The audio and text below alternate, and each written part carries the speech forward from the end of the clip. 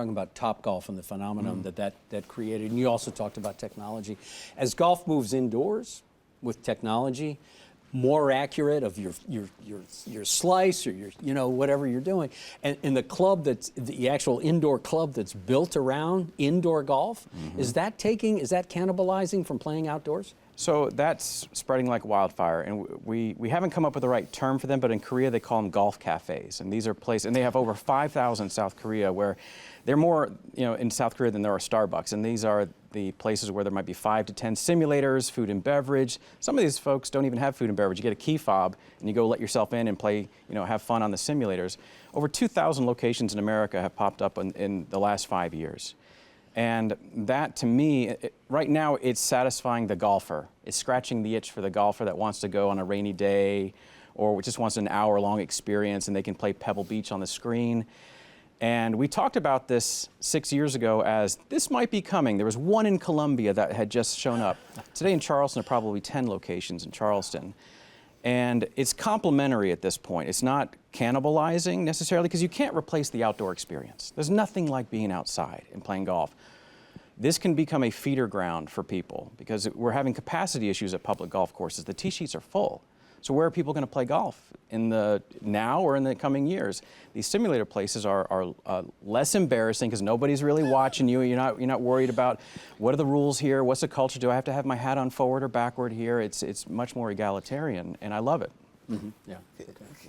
Go ahead. How does the climate crisis impact the industry? Because you talked about moving indoors, outdoors conversation, but obviously the storms are getting heavier. You all have experienced that in North Carolina, we've experienced it in South Carolina. How is the climate crisis conversation going to impact the industry moving forward? Good question, Antoine. So out west, it's an existential question, access to water, right? And so golf courses have to tell the good story of what they do for communities to remain on the pecking order of who gets to have water. So definitely that's a problem. And then you have storms like what happened in Western North Carolina, the city of Asheville Municipal Golf Course, a storied place. First to integrate golf in North Carolina was this municipal golf course in Asheville, decimated by the storms. So in these cases, golf courses are going to have to figure out how to create water retention areas on their facilities. A lot of them are losing access to insurance, are going bare on certain aspects of the land, and so that's a real challenge that we're having in our industry. But one of the salves, to your point, is moving golf indoors, right? And where there are weather issues, climate issues, to be able to play indoors. It's not just simulator places. If you look what's happened on television, the TGL program, I mean, the PGA Tour players are now playing into giant simulators, these greens that can move and do kind of interesting things, the undulations. So a lot of this is moving indoors, and I'm here for it.